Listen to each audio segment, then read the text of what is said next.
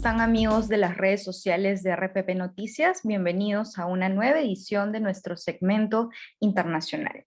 El día de hoy vamos a hablar sobre Nicaragua, puesto que el próximo mes de noviembre se van a realizar las elecciones generales en dicho país. Actualmente el presidente es Daniel Ortega, quien me parece que persigue su tercer mandato presidencial, pero estas elecciones se ven cubiertas de un escenario político complicado.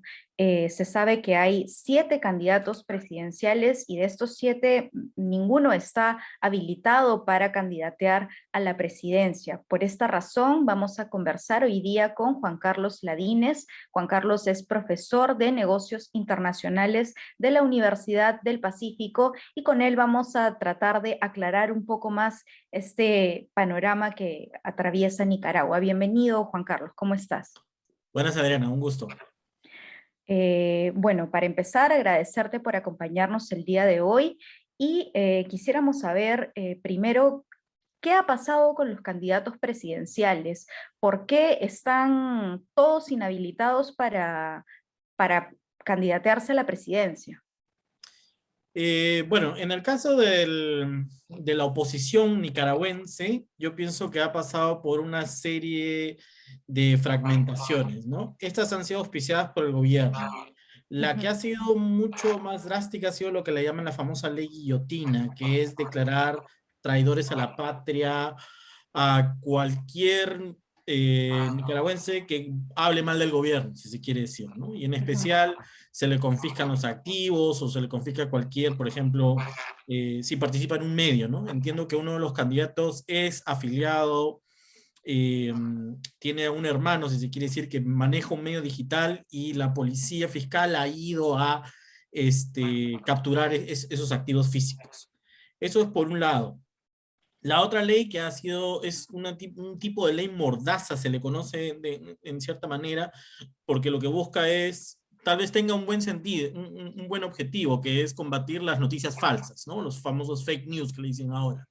Pero es el gobierno quien decide cuál es el tipo de fake news. Entonces, si uno hace una declaración en contra del gobierno, aduciendo de que, como han habido en las protestas de 2018, casi 300 o más de 300 muertos, el gobierno automáticamente confisca el medio y pone en la cárcel o en prisión al líder opositor o lo que puede ser una amenaza opositora, ¿no? Y uno de los casos más palpables ha sido, creo que, el del ex canciller Aguirre, si no me equivoco, una persona que hizo una declaración en unos medios en internet, creo que incluso de manera privada, y obviamente los audios o los videos se filtraron, se publicaron en los medios masivos y automáticamente esa persona ha sido llevada a la cárcel. Entonces lo que vemos es una represión muy fuerte de casi, si no me equivoco, según lo que se puede ver en los medios internacionales, más de 15 personas ahorita están encarceladas por ese tipo de leyes que se están promoviendo, ¿no? Entonces, lo que está ocurriendo en esta última, y solo para corregirte, es la cuarta, está apuntando a la cuarta reelección, Cuarta reelección. es un quinto mandato el que está apuntando a Daniel Ortega. Preocupa, porque es obviamente unas elecciones sin legitimidad popular, ¿no? Ya tienen una serie de protestas que van, como te digo, desde 2018. No solo estamos hablando del contexto de la pandemia que ha empujado a Latinoamérica a protestar contra sus gobiernos, esto se ha visto desde Cuba hasta gobiernos tan liberales como puede ser Chile. Pero también ha habido un descontento de la distribución de la riqueza, los impactos de políticas, incluso en el corte, ¿no? Socialista. Tuvieron mucho apoyo y por eso tal vez las 2 primeras reelecciones de Ortega fueron importantes en el caso de exportar, la política de exportar petróleo, ¿no? O dentro del eje bolivariano, como se le conocía, ¿no? Ya con una Venezuela derruida, erosionada y con ningún impacto económico significativo en la región, esto ha recrudecido también en Nicaragua, ¿no? Ujú. Hablando de Ortega precisamente, ¿cuál es la situación actual que atraviesa el Frente Sandinista de Liberación Nacional? ¿Tienen todavía el apoyo popular que solían tener durante sus 2 primeros mandatos? Yo diría que lo que ocurre generalmente en Latinoamérica en este tipo de procesos es una alta polarización. O sea, tienes una población dividida. Gente que todavía cree en los programas del Frente Sandinista, ¿no? En el aspecto de tal vez un programa económico con un fuerte componente social, ¿no? Pero que al mismo tiempo, bajo lo que son las libertades, propiamente libertades políticas, eso está generando un impacto negativo, ¿no? La gente está descontenta porque quiere cambio, ¿no? Y no necesariamente porque quiere un cambio económico, ¿no? Sino porque tiene el derecho a expresar ese cambio. Y el que se le restrinja eso está generando ciertas sensibilidades. Y lo que es lamentable en ese aspecto es que no podríamos decir que el Frente Sandinista, vamos a decir, tiene un poder, no diría absoluto sobre el control del Estado, pero lo que tienes es una oposición fragmentada. Vamos a decir, si lo vemos, si lo comparamos con un símil que podría ser Venezuela, lo más próximo de los gobiernos socialistas, igual, ¿no? Tienes, por ejemplo, 7 candidatos en contra de Ortega. O sea, en lugar de ser uno el que debería centralizar, hacer el esfuerzo político de concentrar a todas las fuerzas opositoras, lo que tiene son 7, ¿no? Y claro, lo que llama la atención son la represión, por lo menos hay de esos 7, 5 están presos. Entonces, Claro. eso es lo que llama la atención, ¿no? En lugar de que sea un solo candidato, ¿no? Y si lo comparamos con Venezuela, vemos a Leopoldo, vemos a, ¿cómo se llama el candidato que era alcalde? Hoy se me dio, que conversa que a veces con Nicolás Maduro. Se me dio el nombre, ¿no? Pero también está la oposición venezolana, ¿no? Fragmentada en esos términos. Y ahí eso no ayuda, pues. Entonces, no es que el Frente Sandinista, yo diría, el Frente Sandinista está desgastado, pero no tanto como una oposición fragmentada, ¿no? Ujú. Me parece que incluso, bueno, hablando de los candidatos, Cristina Chamorro, una de las candidatas, tiene una acusación de lavado de activos. Sí. Entonces, ¿cómo crees que se van a llevar a cabo las elecciones ese mismo día, teniendo en cuenta la situación de estos 7 candidatos? Parece que el único candidato legítimo es Ortega, ¿no? Bueno, lo que está ocurriendo es, como lo señaló la Unión Europea, es una pantomima esto, ¿no? No tiene ni pie ni cabeza. O sea, todo el mundo sabe, o por lo menos sería de muy baja probabilidad pensar de que algún candidato de la oposición va a ganar.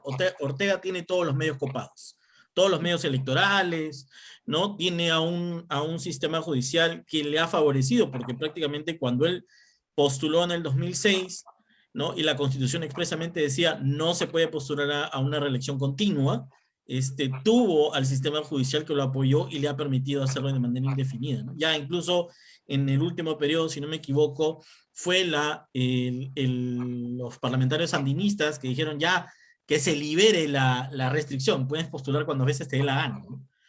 Entonces, yo pienso que ahí hay digamos, un problema muy serio y le quita legitimidad a todo el proceso, ¿no? No hay ningún observador internacional, por ejemplo. La OEA ha suspendido, creo que el señor Almagro ha suspendido en declaraciones, de hecho, no van a participar porque no van a avalar este tipo de elecciones, ¿no?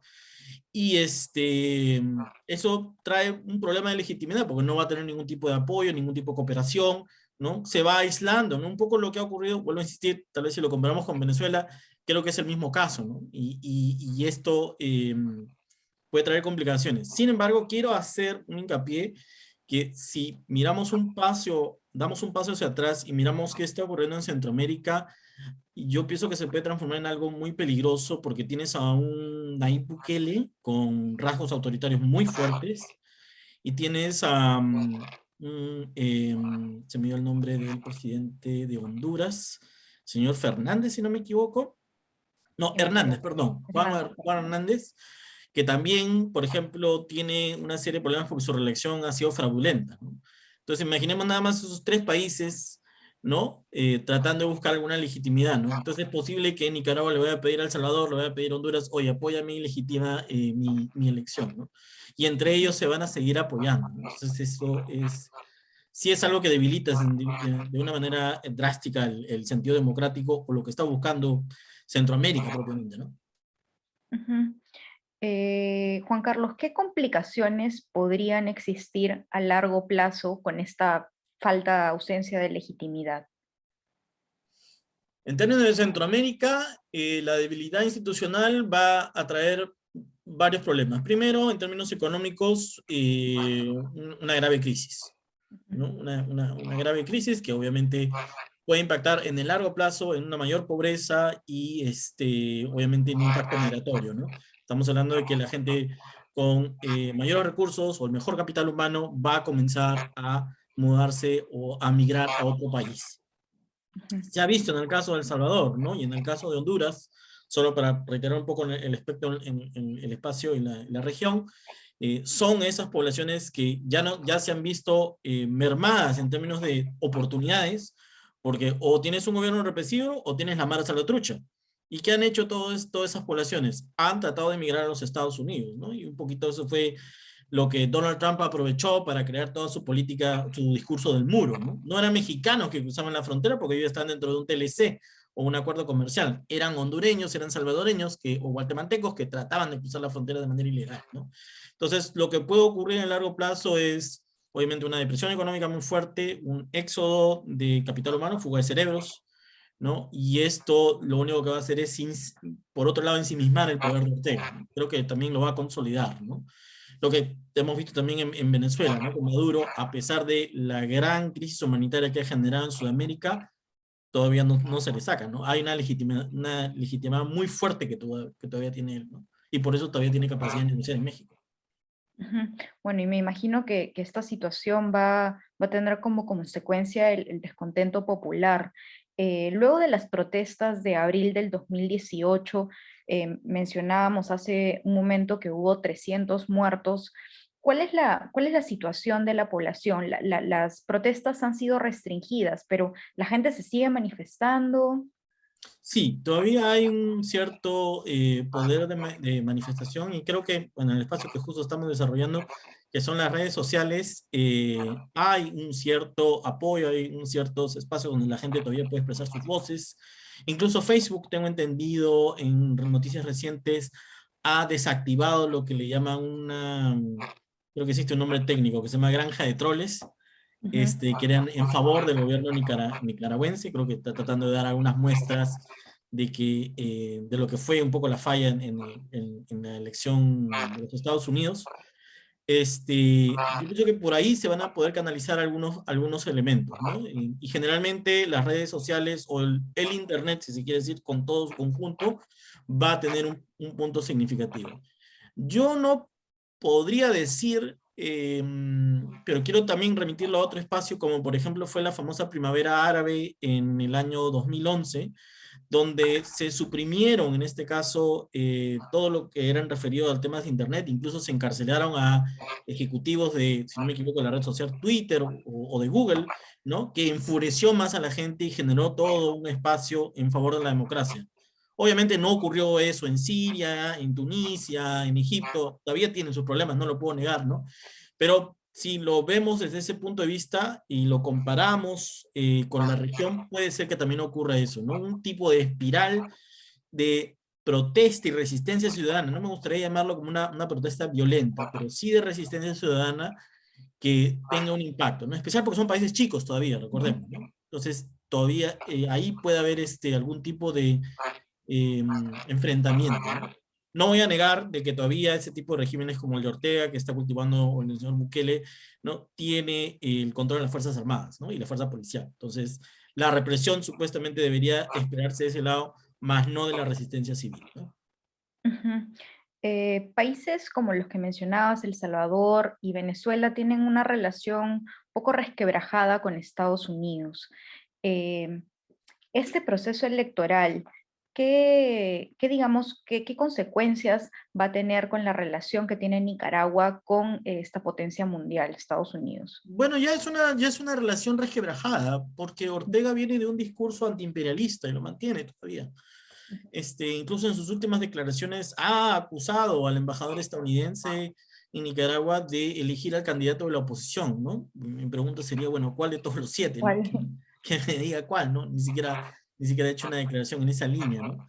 Y eso, yo diría que no creo que se vaya a arreglar, ¿no? O por lo menos no creo que se vaya a, vamos a decir, no creo que Nicaragua vaya a tomar un protagonismo como tal vez lo tuvo Hugo Chávez Ujú. en un discurso antiimperialista en ese sentido, ¿no? Son antiimperialistas, pero creo que van a mantener eso encapsulado dentro de Nicaragua, ¿no? No creo que sea partícipe de otros espacios, ¿no? Incluso, como les decía, en el caso de Almagro, ha suspendido la membresía de Nicaragua en la OEA. Entonces, no va a tener ninguna plataforma donde pueda hacer el discurso. Ujú. Los presidentes de los países de la región, ¿alguno se ha pronunciado al respecto? No, creo que han mantenido un cierto hermetismo y han dejado que generalmente los veedores electorales, como te digo, la Unión Europea, la OEA y alguna otra organización, sean los que den las declaraciones centrales, en este caso, ¿no? No he escuchado, y por eso mi inquietud en ver cómo va a trabajar Salvador y cómo va a trabajar Honduras, que son sus colindantes, si lo van a reconocer o no, porque si no lo reconocen, ahí vas a tener menos legitimidad y eso puede azuzar una mayor resistencia civil, que a Bukele no le conviene, ¿no? Y que en el caso de Honduras, al señor Hernández tampoco le conviene, ¿no? Porque obviamente hay efecto contagio muy rápido, ¿no? En el caso centroamericano. Ujú. Bueno, Juan Carlos, esta crisis en Nicaragua se da en medio de la pandemia de la COVID-19. Se sabe que el gobierno no da realmente datos oficiales y es un poco hermético con respecto a la situación de la pandemia allá. Eh, de acuerdo a los medios y a lo que sabes tú, ¿cuál es la situación actual de la pandemia y cómo se va a hacer ahorita con las elecciones, y la gran afluencia de gente a los centros de votación, ¿no?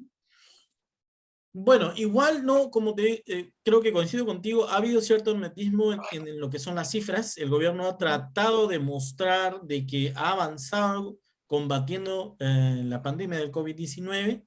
Sin embargo, la gente es muy escéptica, ¿no? Y esto trae dos posiciones. Se está, no diré usando sería la palabra, pero se está considerando la baja asistencia. Eso es por un lado, ¿no?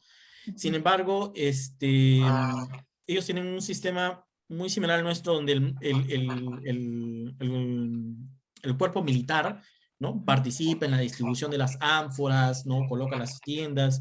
Entonces, se ha visto un poco y se ha empujado a que el Comando Conjunto dé ciertas declaraciones diciendo nosotros estamos aquí simplemente como apoyo logístico nada más, ¿no? Que no se entienda como un tipo de intimidación, ¿no? Entonces, creo que y con toda honestidad habría que ver cuál va a ser el grado de asistencia, ¿no? Y eso sería un número muy interesante de ver en términos de la legitimidad que van a tener estas elecciones, en principio, ¿no? No creo, eh, tengo mis dudas de que haya una segunda vuelta y, ¿no? Por el tema de los comicios, aunque, como te decía, la población en términos generales, las encuestas dicen que están divididas. Entonces, yo pienso que eso van a medir la temperatura, si, asumiendo de que Ortega controla todos los poderes, si esto se va a desarrollar en una primera o en dos vueltas, ¿no? Como se plantea. ujú. Pero como te digo, habría que ver el tema de asistencia y finalmente, si es el caso, yo pienso que lo que debería hacer Ortega es abrir un poco vamos a decir, el panorama a, por ejemplo, organizaciones como la Organización Mundial de la Salud o la Organización Panamericana de la Salud, que muestre cifras de cuál es la situación, ¿no? Porque también políticamente como que se ha aprovechado y no se ha mostrado esa información, ¿no? Y muchos, por ejemplo, incluso hablan de comisiones de la verdad, ¿no? Ya Nicaragua pasó por una comisión de la verdad para que puedan más o menos saber cuáles fueron los efectos del COVID en términos del manejo político propiamente. Mm. Juan Carlos, algo que había olvidado consultarte era sobre los 90 diputados que también se van a elegir el mismo día de la Asamblea Nacional. ¿Cuál es la situación con los candidatos a diputados?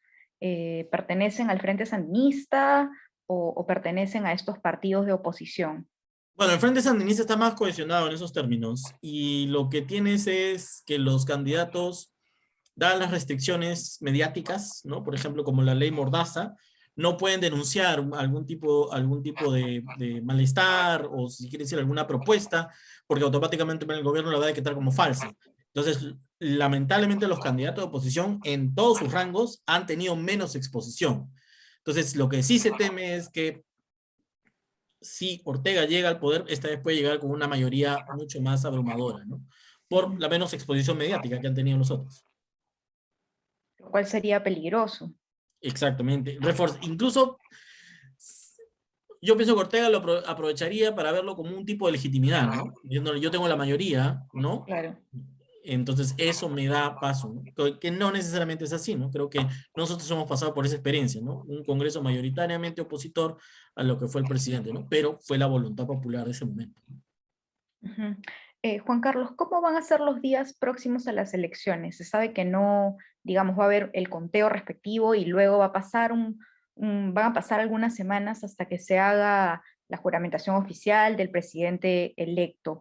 ¿Cómo crees que va a ser el clima político durante esas semanas hasta que se Bueno, oficialice, eso ¿no? va a ser un clima político tenso, ¿no? Y Ujú, lo que va a haber es, si Facebook ha detenido una granja de troles, como se le conoce, vamos a ver los vaivenes de fake news por todos lados, en términos de fotos con balotas marcadas o ujú, balotas quemándose.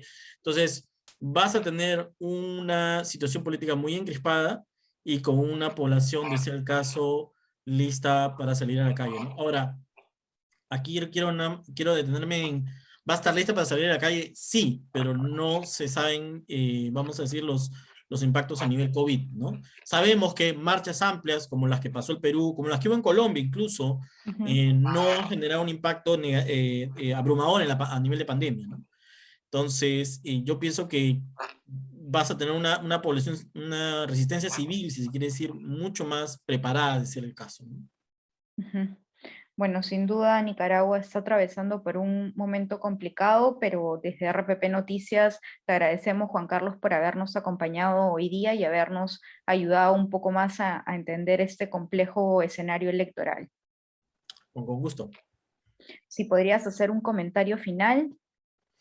Bueno, nada, yo sé que es un panorama sombrío para América Central, a veces no le ponemos mucho el foco, ¿no? Teniendo presente que lo más cercano, lo que más próximo está a nosotros siempre ha sido Costa Rica, Panamá, pero creo que son tiempos, Vargas, la novela de Vargas Llosa, tiempos recios para América Central, y lo que creo que va a ser interesante es ver esa explosión libertaria en términos de libertades políticas, ¿no? Creo que eso va a ser interesante ver cómo va a conectar, y vuelvo a insistir, ¿no? En estos tres países, de una u otra manera, sí puede haber una reacción en esa línea, ¿no? No económica, pero sí de un fuerte discurso libertario político, ¿no? Y eso creo que es interesante ver a futuro cómo se va a desarrollar, ¿no? Esperando que con la posibilidad de que la gente pueda votar de manera libre, creo que que eso es lo importante, ¿no?